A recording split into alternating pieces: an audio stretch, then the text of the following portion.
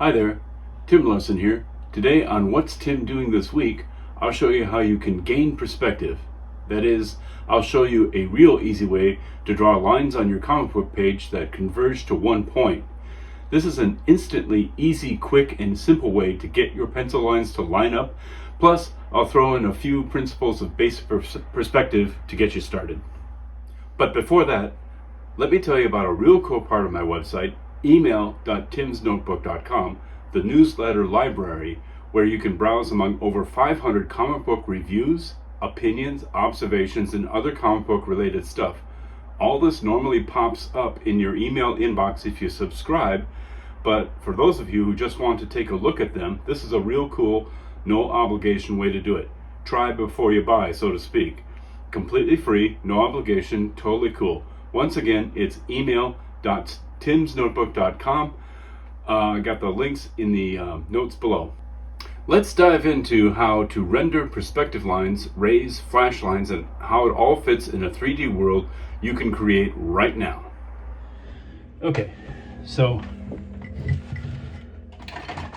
here's the breakdown of how to do perspective lines. Let's say I'm going to introduce a character really quick. I'll just draw like a person here.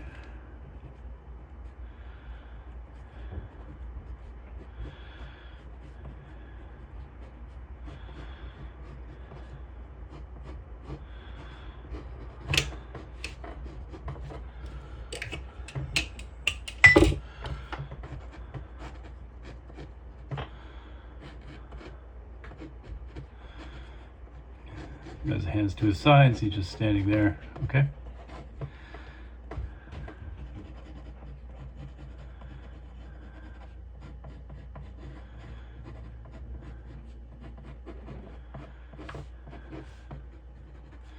Okay, now let's say I'm looking at him and I'm kind of imagining if this were a blank background going off to the horizon, where would the horizon line be, the left and right horizontal thing. So with that in mind, let's say it's like in a spot right here, okay? All right. So I've got this neat little gadget where I took a length of plastic and stuck a thumbtack with a tiny bit of an eraser on the end of it, but there's a gap on the base of the thumbtack. See the thumbtack's right here, and the eraser, scrap eraser from my mechanical pencil, goes in the end there. And what I'll do is say, all right, this is where, like say right here, is where I decide that the buildings behind this guy are going to converge, okay? Building, sidewalk, anything that radiates. And I use masking tape. If you take it off fairly soon, like within the day, like a couple hours later, it's not going to pull the paper up. You could use the blue tape that like painters use in a house, but this works just fine. And so you can see how I got this where it's kind of fixed. It's not going to go anywhere. And then I use a straight edge. I just go ahead and use one of these really thin pieces of plastic because it can lock right into this this thumbtack thing. And then I'll go at it.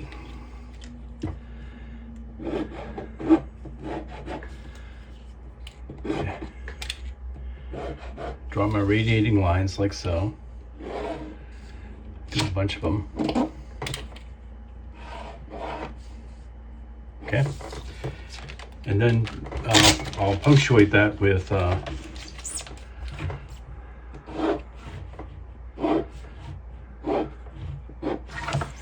maybe some vertical lines. Now,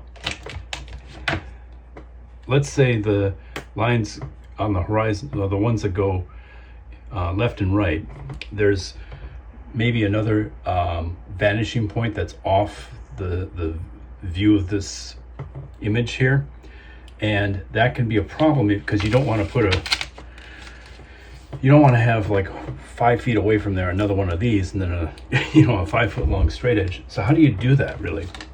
Well, the way you would do that is you kind of know, okay, that this is part of those lines, and let's imagine like that would be part of them too. Okay, so now you got your 2 here.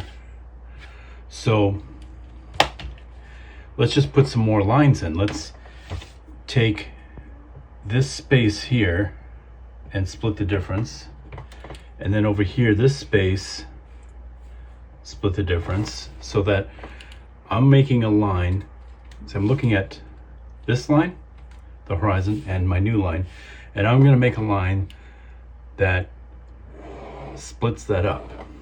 All right, even if I'm not going to use that line, when I darken in my image and start getting the pencils a little more darker and more defined, I'll know that that's one of those lines. And what you can do is you can keep on copying this. One fast way to do it is just to take, I got 2 straight edges here. I'm holding them down nice and tight, and I'm doing it wrong here. Let's go up this way. Okay. Excuse me. This might be off the scene here. But there you got one there. Okay. All right.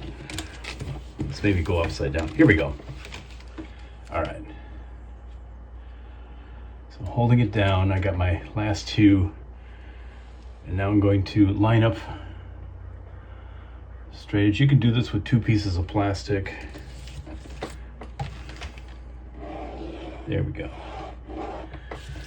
All right, so you can see how each one of these is equal, and I'm just simply repeating it.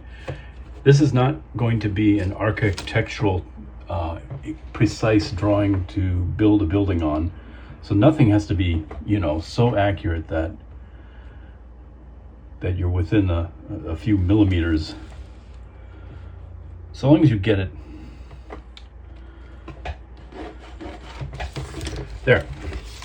Now you have something, like if I put this edge right here, if that's going to be the edge of a building, I look at this and I want to keep my straight edge in proportion here and in proportion there. If you want to, on the edge temporarily, you can label these. Like let's say this is 0, 1, 2, 0, 1, 2, if you want to keep track of which one is what. So, okay. Between 1 and 2, it can't be a parallel straight line, but it has to be proportional. And here's where you got to use a little bit of skill. Okay, so I'm drawing that little bit right there. I'll draw it out to show you what I mean. See how it's kind of in proportion with that space all the way down. All right, so we got that. Now here's the new building, and maybe we'll make it a little taller. Got my vanishing point. You can also just put your tip right on the vanishing point too. You don't always need that thumbtack guide.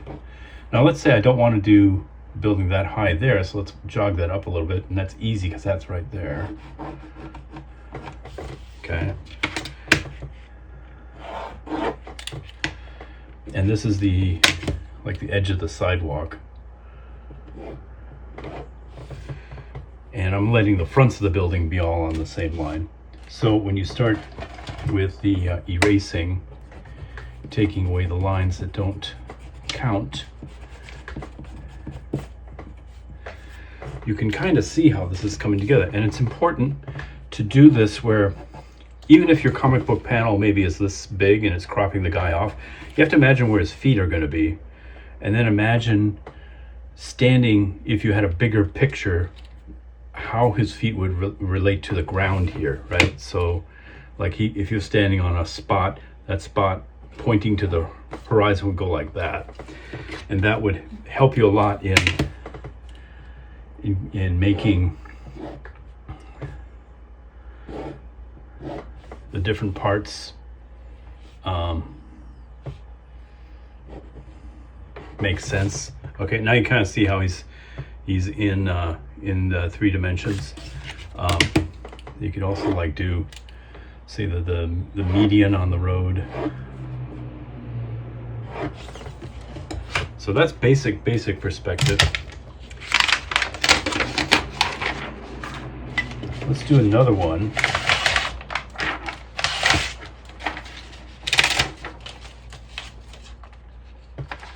Okay. Now let's say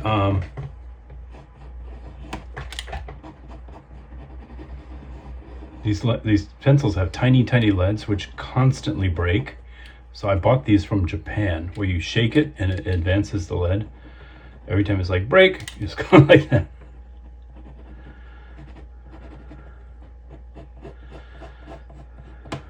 Say it just broke again.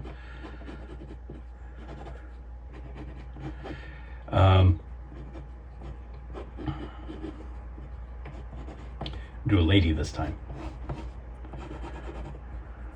Like maybe she's sitting down somewhere, put her on a chair, okay? Okay. Now, let's say you start drawing stuff like an interior, and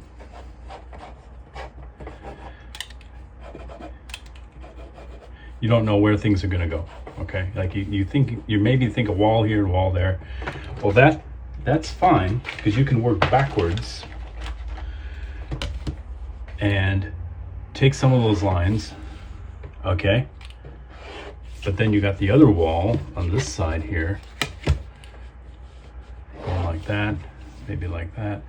So now it's crazy because you don't have a vanishing point horizon line. But what you can do is look around at all these things and see generally, okay, maybe right here would be a good compromise, because it seems to be you have one here, here, here, here, here, here. So maybe right there would be a good spot. So let's get that little tool again, the thumbtack idea. Okay.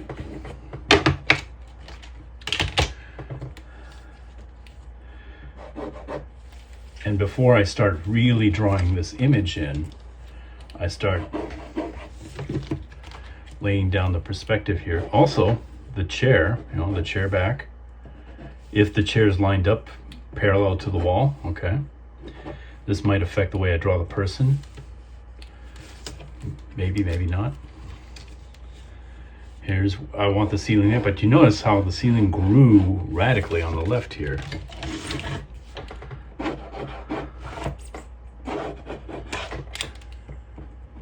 Broke the pencil lead again. I'm not even pressing that hard either. Anyway. Then erase all lines that don't make sense. See, now that's another way, before you have it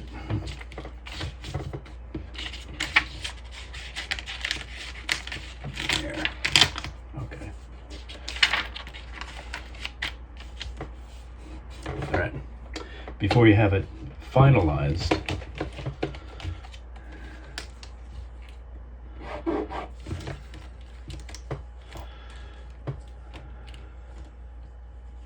the ceiling's there, maybe, okay.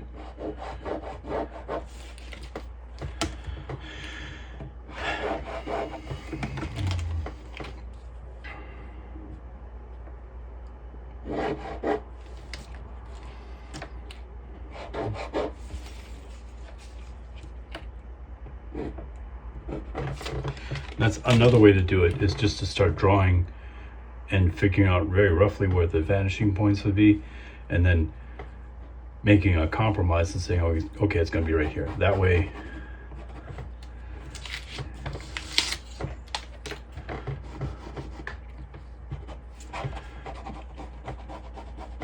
you start getting a better idea of what the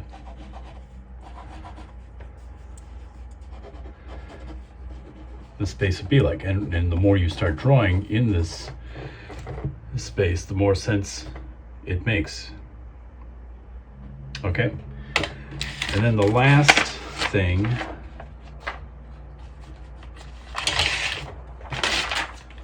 I'll do this like a bonus level idea.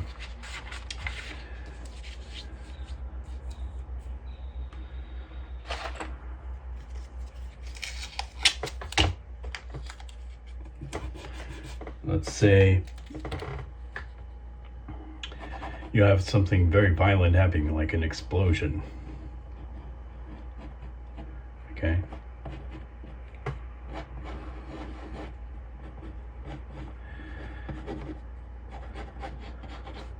Not the normal way I draw people this fast for illustration purposes, for explaining something, yes, but if I was really going to draw this as a person, this little segment would take 3 hours long, so I envy Jack Kirby, Johnny Romita Sr. They draw like this fast. Not me. Okay. But okay, you get the idea. Like, here's a guy. I'm very roughly putting him in. But let's say there's an explosion behind him, and I'll start putting a few lines in like that, okay? And then I'll take my straight edge and I'll pick the farthest one. I'll pick the farthest one on the other side, and that I think is my vanishing point. Pick another one too. Another example of coming up with a compromise. Okay, so really it seems like the sweet spot's like right in here somewhere. Okay, so let's say it's there. So go ahead and do that. And now, riding along the edge of that thumbtack, and I can tell this is not going to work. I need to put something a little tighter in there. Okay, so I don't want it to move. So, okay.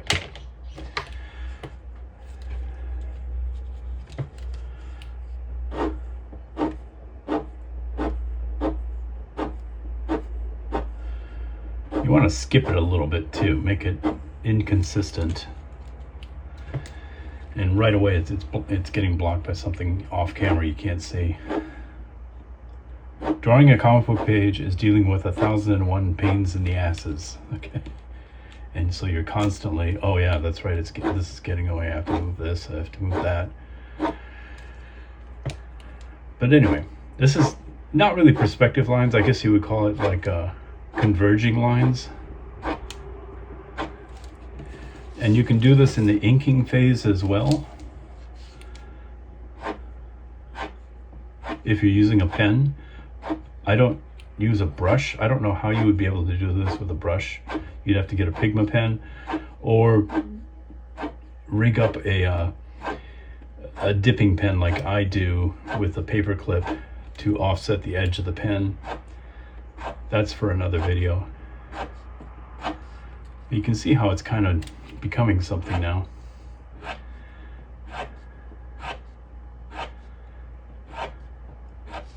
Skip it a bit.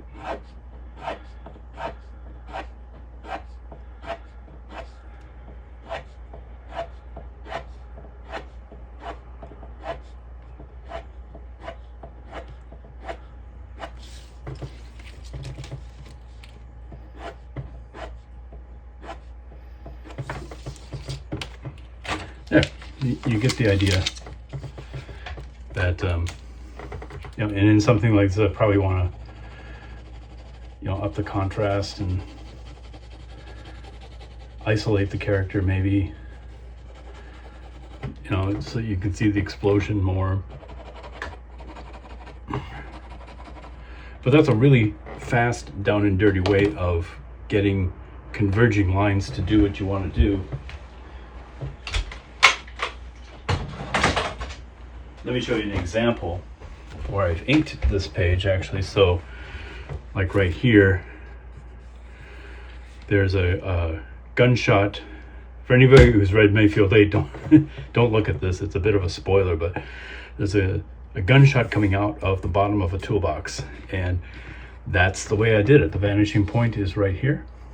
I put a thumbtack there. I had my special my special pen